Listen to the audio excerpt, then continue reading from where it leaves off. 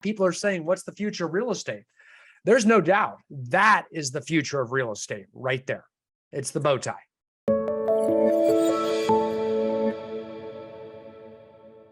Going a little higher elevation today. We're taking the conversation up to 10,000 foot elevation and beginning to start talking about these ancillary services. Not just cool, not just Connect One, but why real estate teams would want to add ancillary services. And we want to kind of start this conversation with this idea that as you build out a real estate team, your sales might increase.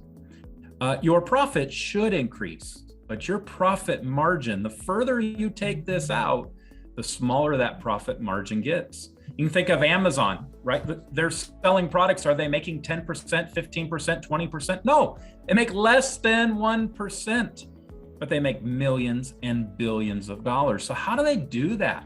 And how do companies do that? Well, they add ancillary services to do that. So if you could picture a bow tie in your mind, that as you're building out your real estate team, yeah, your sales might be increasing, but your margin is decreasing, your percentage of margin. And so by adding ancillary services, it's an opportunity for you to begin to increase and add back margin to your team and add back margin to your coaching students. It's a powerful way to do that. What we find in real estate is that most real estate teams should really be built on a three-legged stool. And really what they have is only one leg. They only have a sales leg to their business. They only have a sales arm to the business. So when markets fluctuate, tides go in, tides go out, sales also fluctuate. It's very, very unhealthy. If you ever try to sit on a stool with only one leg, you got a really big problem. What we need to do is we need to begin to add other legs to the stool that create a healthy, stable business that begins to replenish back profit back to the business and begin to provide better services and better experience to your customers. This second leg is the ability, once you have that sales leg extending and is becoming healthy and you're selling real estate, how else can you provide services to your clients?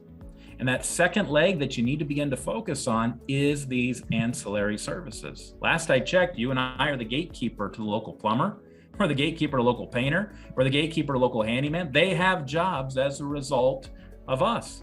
If you ask any local painter or handyman or flooring company in the community how you generate business, they're gonna look to you. You're the real estate agent that provides them most of their clients. So how do you build out a business in such a way where you're beginning to receive some benefit from those big services that, well, they're already a part of the real estate transaction?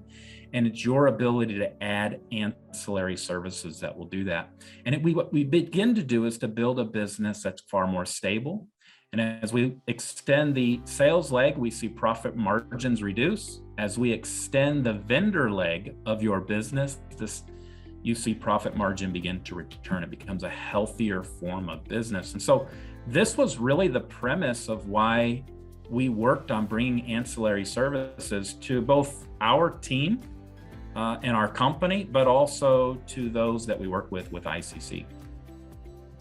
So you can see here down at the bottom, as we scroll across the bottom line, you can see the dollar amounts going up, up, up, and up, right? However, your profit margin, which is in parentheses by a percentage, is going down. You're 60%, 55%. Why? More and more sales are being done by the other agents here in cost of sales than you are, which is the goal, right? We want to be earning income and increasing our net income, like the dollar amounts going up through other people's production, so we don't have to do it all ourselves. So yes, our percentage of net income is going to go down, and that keeps going exponentially as the teams get larger and larger out to the right. You can see that can go down to 30%, 25%, 20%. That bow tie moving from the outside to the middle is going down. And what we're proposing and where we're coaching is that we can actually get to the knot in the middle and start going up again, because we've got that increased production, that increased sales volume, and that increased unit count. Now we can start adding insurance, mortgage, title, you name it, other property management, other ancillary services, where we can start going up and we can start increasing And that's the new business model. That's the change in the real estate industry that's happening with top teams, because they've tried to go down the path of, expansion and just endless, we got a lot of clients that do this, 1,000 homes a year, 2,000 homes, even 3,000 homes a year. But again, you start working a lot for a little when you do that. If we can increase the margin, all of a sudden, the workload and the productivity, the profit margin of your entire business goes up rather than declining. And that, people are saying, what's the future of real estate? There's no doubt that is the future of real estate right there. It's the bow tie. And I'm going to give Rick Fuller credit because he came up with the freaking name. So Rick, thank you for that. So when you think about it, and we start to kind of peel back this onion, there are certain vendors that the cleaner, the painter, the handyman, we're constantly referring to. And although all people are created equal, certainly not all relationships are created equal, especially in business. And what we found is that the big three would be your mortgage, would be your insurance, and would be your title. You finding a way to make connections with those big threes in a RESPA Chapter 8 compliant way, which everything is set up that way. Those are the big three connections that if you can get those three established, you begin to reverse the trajectory of your margin, and you begin to add some healthy margin back into your business, begin to add that second leg of the stool so that we now have more stability. And you can't do it without sales. Nobody wants to partner with an agent that doesn't have sales. Nobody wants to partner with a team that doesn't have sales. So if you haven't built out the sales leg, you got to start there, but you can't end there. That's the argument. Once you have that, you have something of value to build from. And what we find is that we take this even further and we look at some of these entities. When we think about the customer's experience, which then the customer has an experience with you, one of your team members, your entire office, whatever, they tell a friend about it. They go online, they report it, they put it on Google, they put it on Zillow, they write reviews on Angie's List, whatever. And here's what we found is that if you can begin to influence the experience pie, here's this idea that maybe you have a small slice of the pie. You're the sales arm, you're the agent arm of this pie. That's your slice. But if you can begin to control or influence the title piece, you can influence the mortgage piece, you can influence the insurance piece, and even other pieces in this pie, then you're beginning to kind of influence the experience of the consumer. And when you do that, you can ensure that they have a better experience. Last time I checked, when somebody goes on a trip or on a vacation, when they have a bad experience on a flight, it's delayed, it's canceled, whatever, it doesn't just affect that flight, it affects their entire vacation. They show up at a hotel, it's got bed bugs. It's not just impacting their hotel stay, it impacted their entire vacation. How much more so is it in real estate? Mortgage drops the ball, insurance drops the ball, construction drops the ball, whatever it is. And they go, yeah, that was a real rough buying or selling experience. Like they put it all in one pie. Your ability as the team leader to influence larger portions of this pie ensures that your consumer has a better experience, who will then write about it, which then begets more opportunities for you and for your team. So we're able to control that experience pie. I love it, Rick. That is, especially like in the markets we're in, where we're seeing, a steep drop off in sales volume right now. People are very disgruntled with everyone. They're disgruntled with their title officers. They're definitely disgruntled with their lenders. People are, so the agents on teams and agents are disgruntled with their service providers. Everyone's pretty, people's feathers are ruffled, and it starts with the real estate agent, because we're the center of the spider web that refers all these different, ancillary services out to our clients, right? So if there's ever a time to change and start using some of these recommended services, and because I know that's everybody's big hang up is, I'm so comfortable with my lender, I'm so comfortable with my insurance agent. Well, if they're not giving you a bunch of business back, you know what I'm saying, and you're not making that pillar of income, your loyalty is now turned into guilt. And that's really important. There's a big difference between loyalty and guilt. Like, I'm not going to leave because I'll feel guilty. Who are you loyal to? Your buddy that takes you to lunch every month, or your kids, the people that you earn income for? So we've got to get through these common, bottom of the bucket objections to changing and growing your business because you have a family to provide for, not a beer drinking buddy or someone you go to lunch with. Very important that we actually push our clients through the idea that there are different pillars of income and that they're actually turning their back on the future of real estate here if they don't do it, in my opinion. So it's really important that they hear that from a coach, that someone tells them, guys, stop it. It's time to get into these other businesses. That is the future of real estate. You can see it all around you, and we're going to lead the way. I don't know if Rick intended to say this or if this is how I interpret it, but he said, your personal shareholders or stakeholders. And it kind of was an epiphany inside of my head that for the clients that don't have a publicly traded company, every single person in your house is a stakeholder in your company. And are you answering to your shareholders every single day? And when you wake up and you start worrying about your buddy that you get beers with every other Friday or takes you golfing, you just told your shareholders that was more important than their profit or their future or what their stake in the company is. And I'm going to start hammering people this week. I like that. That's good. Well, Nick, I like that. I like the stakeholders, your family members, your stakeholders in your company. I like that. They sold out their stakeholders for a bowl of soup or a beer or a lunch or what, something they dropped off at the office. And, I think, Nick, you bring up a great point. How can a real estate team remain competitive that doesn't have ancillary services and ancillary dollars to drive through marketing compared to one that does? Because what will end up happening is the one that has the ancillary services is able to hire more staff. They're able to build out their business. They're able to provide more marketing and advertising dollars. It'll be very difficult in the future of real estate for a team that avoids that. And when they have a customer, they only are able to serve or touch that customer one time, maybe once every 5 to 7 years. Compared to the team that has multiple services as they walk in, a one-stop shop for our customers, that team has more opportunity to market, more opportunity to advertise, and then it just replenishes or reciprocates back to our ancillary business partners. If our ancillary business partners want to grow, the best way to do it is to help the real estate agent grow.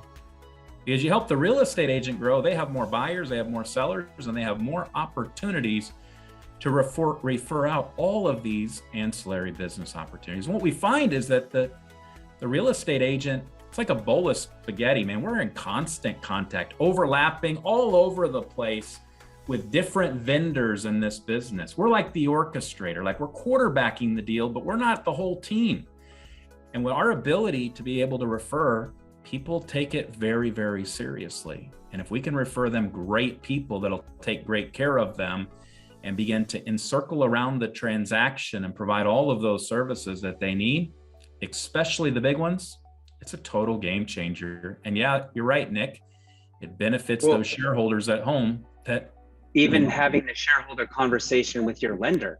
Yeah. Right? So every day that you choose to work for that company, you tell me what shareholders are more important to you. The shareholders that own Cobalt or Caliber or Movement. Whereas I decided that the shareholders in my house where I live are the most important ones for me. Right. So that's how you can talk to that loan officer. It's a little fierce, but to work with I love it. That's how you can talk to that loan officer to get them to come work with your company or that insurance agent to come to go into partnership with you. I mean, that's how I'm just fleshing out what Nick's talking about. We as coaches, we're getting our clients bought in, and then, to a change, and change is always uncomfortable, despite the fact it's happening all around us. And then, of course, we got to help our clients get their loan officer partners bought in, or their insurance agent partners bought in, or their title company partners bought in, or their property managers, so that they actually can JV and joint venture.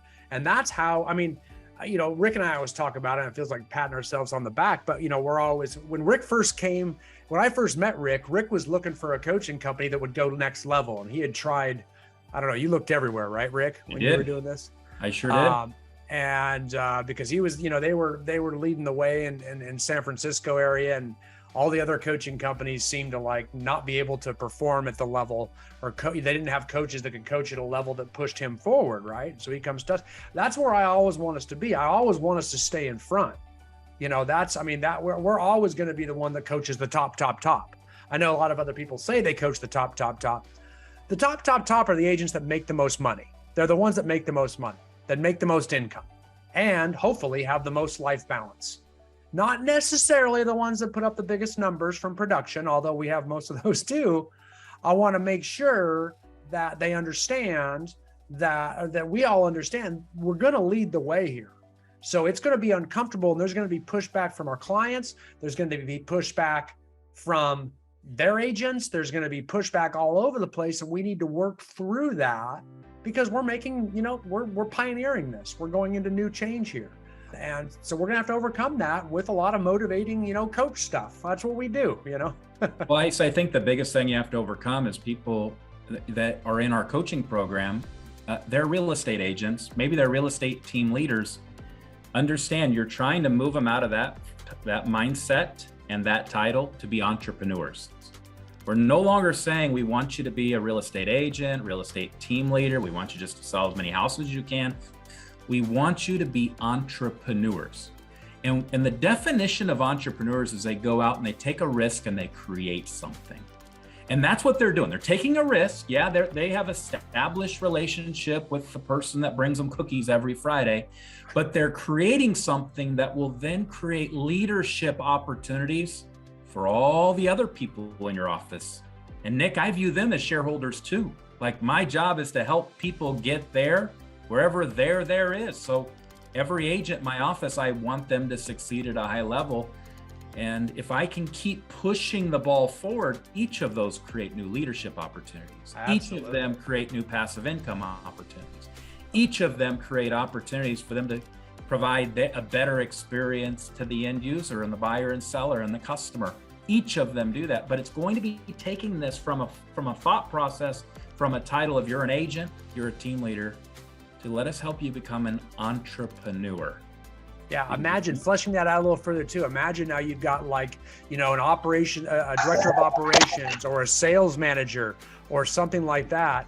Well, now they can actually get a percentage of the shares as compensation. So all of a sudden they can earn maybe a 5% override, not only on the sales of the agents, but also from the profits of the mortgage company or the title company.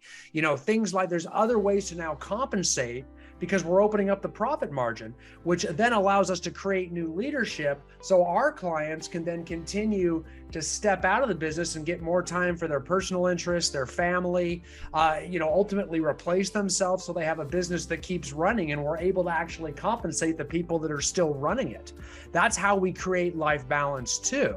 It's not just work yourself to death until it's all over. That's the whole point of this, is we got to be increasing our lifestyle balance by giving them an opportunity to own something that keeps paying back, And Brian, and that's the idea. It creates passive income for people, yeah. Other people in your leadership versus you just constantly hunting down and killing everything that you're going to eat. You know what I mean? That's exhausting. It's nice to throw things in the fridge and the pantry so you can just eat it later, and that's what we're doing is we're creating an income stream into retirement and into the future for not just you, but all your leaders as well too. So very, very powerful. Very, very powerful. When we take this full circle, Brian, this is why the mastermind is called a leadership mastermind. Not a real estate team leader mastermind, not a real estate broker mastermind, not a real estate shareholder mastermind. It's a leadership mastermind, because what you'll find is the same challenges that you have in growing your real estate team. You're going to have growing mortgage, you're going to have growing insurance and growing these different businesses, but you know how to cultivate the soil. You're good at it. You've done it well, and you already have the customer. This is not something you go out and find new customers for. You already have the customer. It's just about touching them more often throughout the course of the transaction and ensuring they have a better experience. It's really a win-win for everyone involved. I love it, guys. Well, thank you, Rick. Thank you, everybody, for contributing on that, that weighed in. I think that's really, I think that's the concept that we need to get across to all our coaches, all our clients. That this is where we're leading, and there's a long way to go. I don't care how successful you are. You don't have all these businesses set up. So we're going to continue to keep pushing forward and give you more content, more materials, more tools to be able to do this and move into this new space, because it's freaking exciting. It's freaking exciting.